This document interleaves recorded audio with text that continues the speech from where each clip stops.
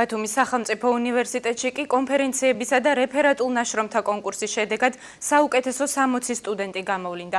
მათ სერტიფიკატები გადაეცათ.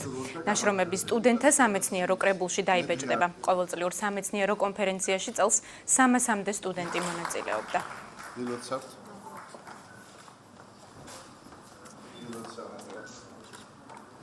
უნდა გითხრათ, რომ მათი ჩართულობა საკმაოდ მაღალი იყო და დარბაზსაც ემჩნეოდა და დღეს კი დავაჯილდოვეთ ამ სამეცნიერო კონფერენციაში გამარჯვებული.